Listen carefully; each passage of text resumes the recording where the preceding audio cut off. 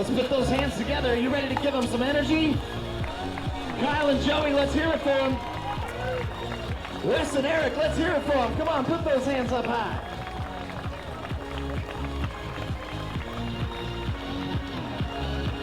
Okay, we're about to go.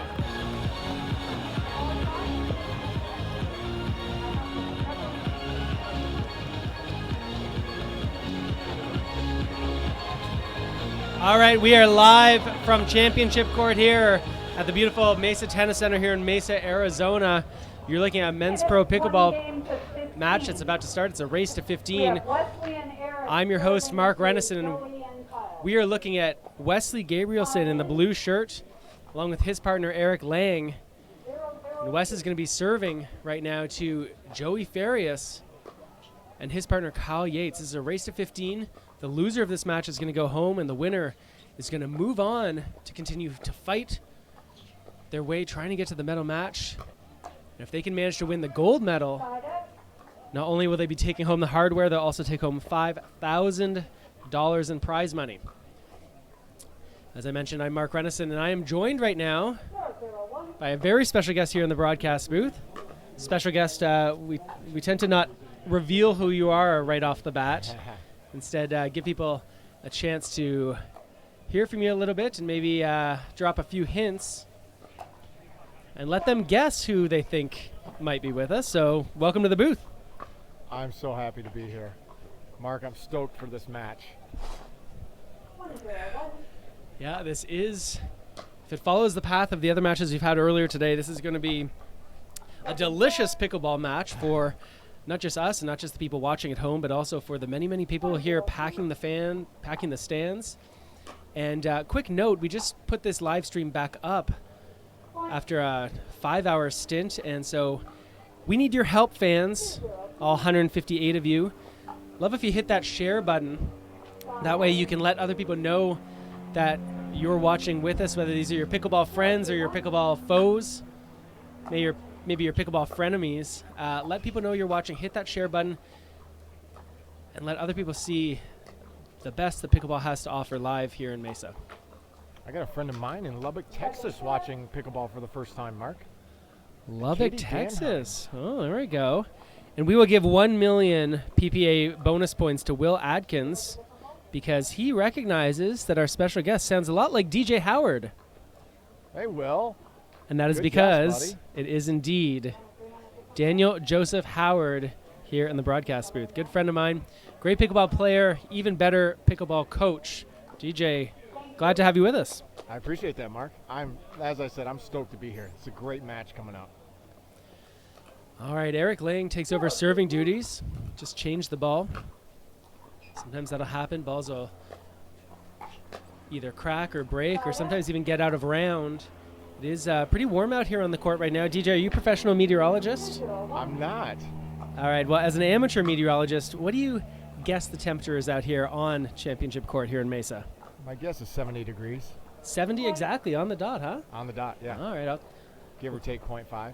All right, maybe we can give a little task to our viewers right now at home. We like to put them to work sometimes.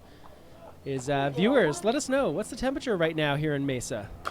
Let's see if DJ's right. Meanwhile, there's something right about that drive poach combination from J.Farias and K.Yates.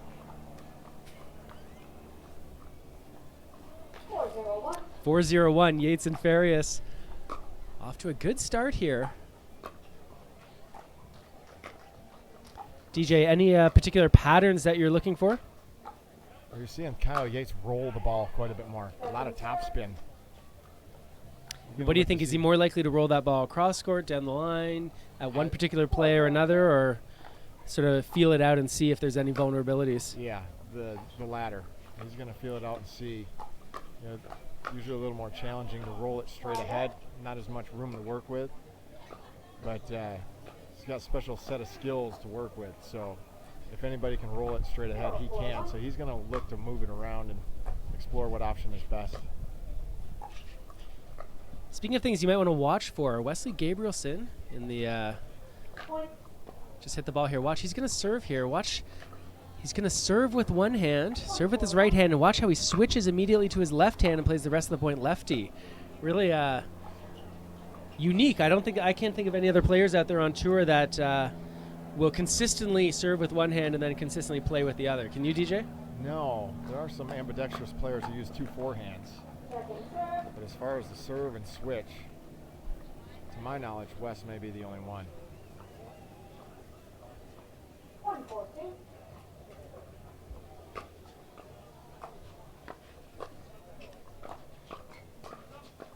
Watch out, that ball's going to be in the sun. Yates isn't able to put it away the way he normally would. We have seen earlier, DJ, today, teams on this side of the court near us where E.Lange and Gabrielsen are using that defensive lob a little more often than they normally would because of the sun. I think it's an undervalued play, the lob. It's underutilized. It's good to see them start to implement it.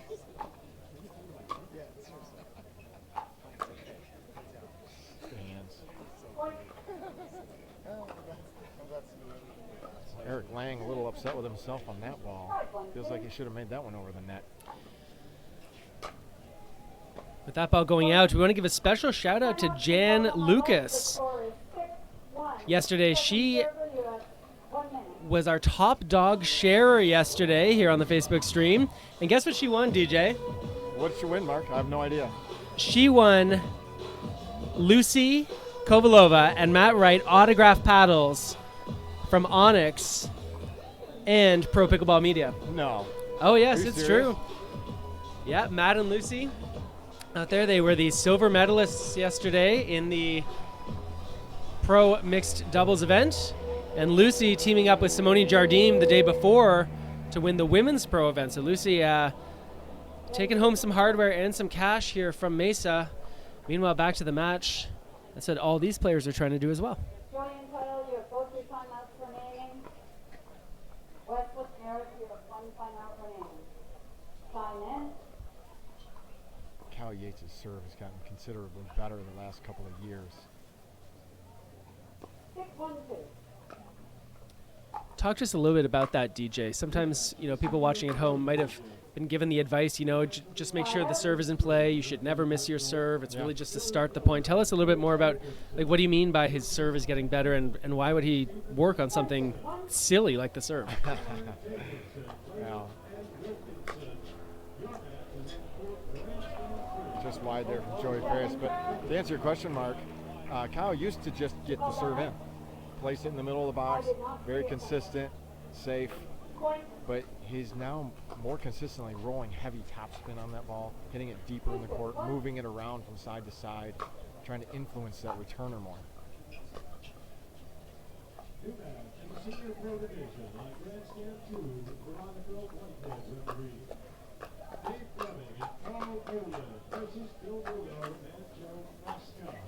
What an exchange. Who are you liking the quick hands battle here, Mark? Oh man, so tough to say. I mean, very often it actually favors the less tall players, probably because they're in a little bit closer to their bodies. They can handle those balls that coming in hot and tight. Bang! Both Farias and Yates wanted that overhead smash. I'm pretty sure Kyle was the one who got his paddle on it, but Joey could have just as easily hit it. You see them laugh it off because they knew they maybe needed to communicate a little quicker on that one. Bumped into each other. No harm done. Unfortunately, a little harm done missing that return. Not like J.Farias to miss a third shot in the net like that. Let's give you a little bit of background about the teams out here, how they got to this part of the tournament. We'll talk about that after this point.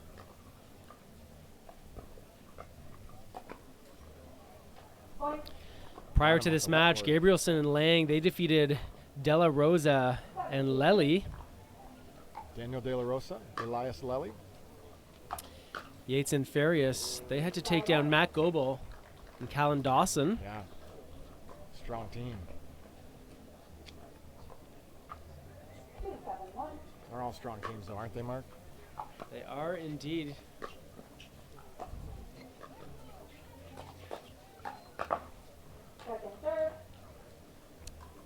And you probably want to know, DJ, how these players ended up in the losers bracket. We'll talk about that after this point as well.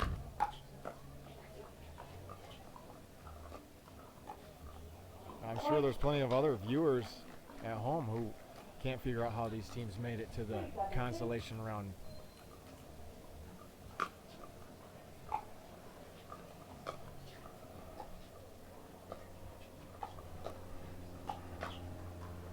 I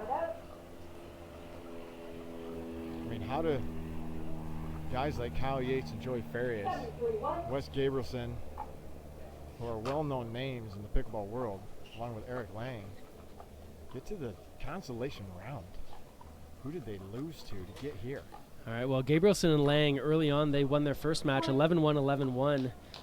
They then beat DJ Young and Ernesto Fajardo, 11-7, 8-11, 11-3.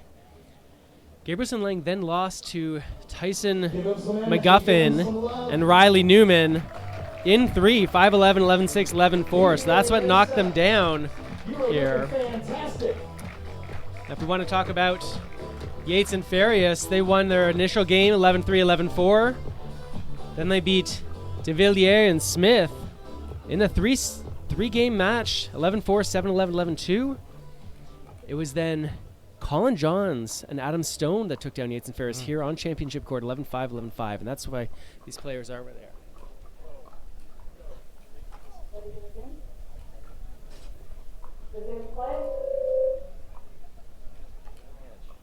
See.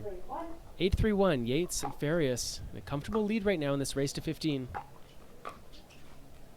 I posted the draw here in the comment section, so if you want to take a look at the entire draw, you can do that.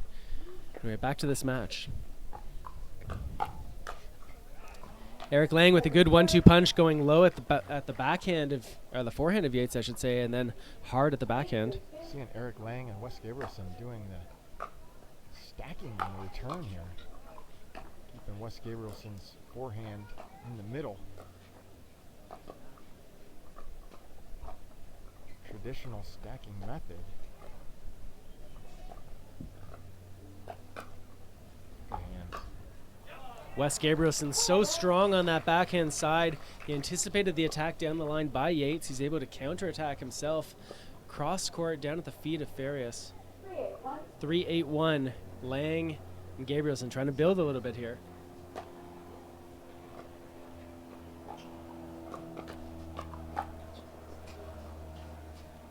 Oh, flipped the tape, rolled over.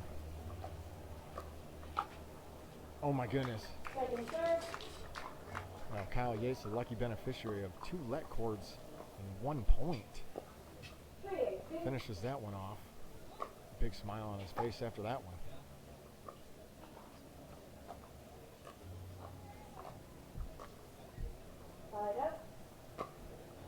I think you're going to continue to see J.Farias look to exploit Gabrielsen on those dinks. J.Farias, one of the best dinkers on tour, as is K.Yates.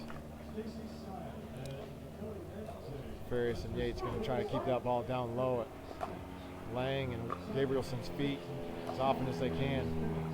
I think Farias thinks he should have hit a backhand on that ball.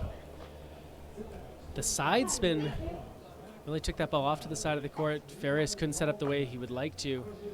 Misses that drop in the net.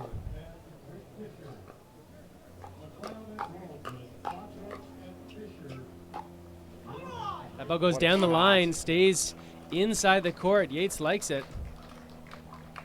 Dang, I'd like that too. If I could hit that shot. Lorna Rose, DJ, likes the term opportunity bracket. It's not the loser's bracket. Well, you're welcome, Lorna. You've got an opportunity to get knocked out of the tournament.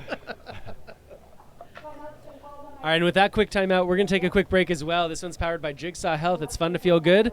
Mark Rennes and DJ Howard on center court in Mesa. Back in a minute.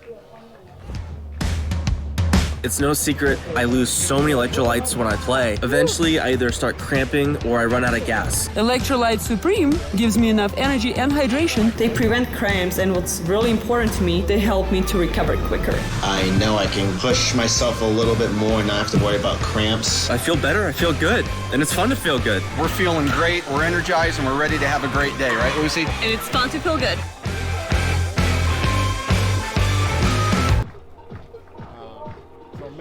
You know what? I think he and I talked a while ago about playing, like years ago. 2 years maybe? And it didn't happen. And we're back live, championship court here. K.Yates getting ready to serve to E.Lange. You see that they're stacking. W.Gabrielsen off the court. That means Lange's going to have a long way to run to be in position. Look for Yates and Farias to drive that ball to the open court, trying to catch Lange off balance. Let's see what happens. Sorry, Mark. I don't understand traditional stacking off the court. Wonder why they wouldn't use Lange's size. Start on the court and then make a switch. Yeah, it is true. When you stack, you're really telegraphing to your opponents exactly who's going to go in which position. Whereas if you're switching, there does leave some opening for deception.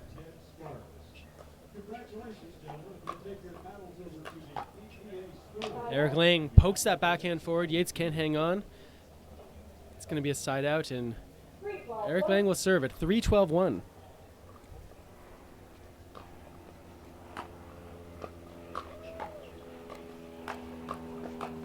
There it is. K.Yates, after the previous point, told J.Farias, go ahead and rip it.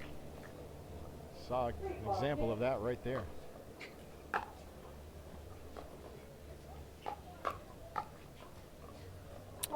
Yates tries to shovel that ball up between his feet. Can't quite get it over the net. Yes, Alex Hamner. This is a game to 15, win by 2. I posted the draw a little bit earlier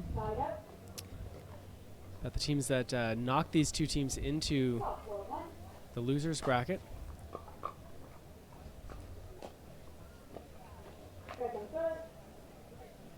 J.Farias shaking his head. That's a third shot drop. He's missed in the net. He rips that one. Not taking any chances. Missing that drop short again.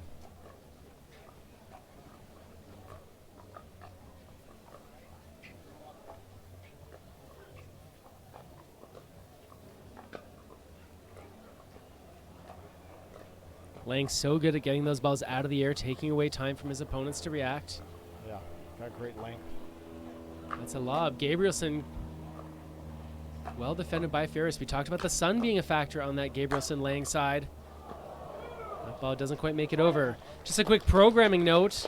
Right after this match, there's going to be another great match. Tyson McGuffin and Riley Newman. They're going to take on Ben Johns and Matt Wright. Wow. That is the number 1 seed and number 2 seed playing each other. It's going to be a great match. That's going to be best 2 out of 3. They're still in the winner's bracket. Look at that serve right there, Scott. Pace, depth. That ball goes just out. That's going to be a side out. Yates and Farias close to closing out this match. Well, that's exactly why. 4-14-1. You see Kyle sped up that serve, going for more, trying to influence the opponent. They got what they wanted out of it. K.Yates has some sick tricks, the behind-the-back dink. Show. If I'm Gabrielsen and Lange, I'm not liking that right now. Especially after putting away that ball through the middle. Appropriate play, though, I would suggest. Behind-the-back dink? Well, I mean, it's maybe not necessary, but I mean, it got the skill to pull it off. It was the right time to play a dink. That's true.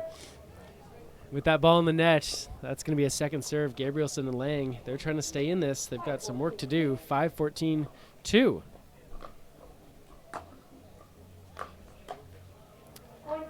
That's a nice rip from E.Lange right there. Ball stays so low off of J.Farias' cut return. 6-14-2. These guys operate on small margins. Put that ball through small windows.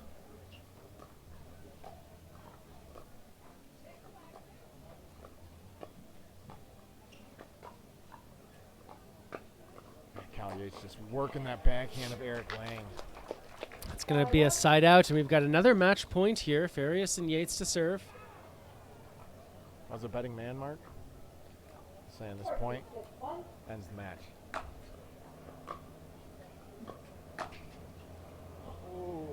Goodness. That, my friends, is why I'm not a betting man. Ball is about a quarter inch away from it. going over the net and in. 14-4-2. Yates delivering to Lange.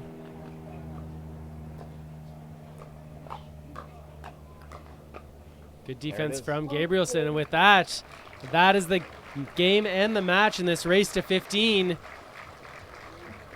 Just a reminder, I'm going to do a quick encore interview with the players, and then you are going to see Riley Newman and Tyson McGuffin taking on Matt Wright and Ben Johns. That is going to be amazing.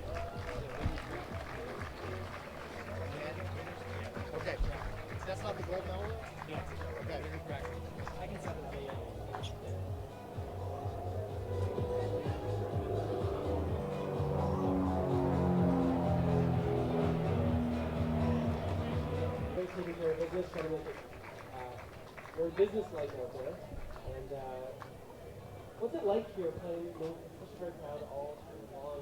What's it like playing here on this grandstand court? The crowd really is pretty close, aren't they, Kyle? Oh yeah, it's great. You guys are right next to us, and it's freezing out here. I'm from Florida, and this is so cold. But luckily, I got my PB 1965 hoodie right here. But thank you for bringing the energy. This is a lot of fun. This is one of my favorite tournaments so far. All right, shameless plug, PB 1965, looking good out here, keeping warm. Joey, tell us what do you two have to do going forward if you want to keep competing in this tournament? Earlier on, we're just giving too many free points, missing opportunities that we had, and too many unforced errors. We just make people play out here. We got a good shot of doing well. All right, well, go take a quick break, and fans, you are going to want to stay put because you know what's happening coming up. We've got Riley Newman and Tyson McGuffin. They are going to be taking on #1 seed Ben Johns and Matt Wright right here on this court. 2 out of 3. Good luck to Kyle and Joey going forward, and fans, stay close. Be sure to hit that share button on Facebook so your friends can watch this too.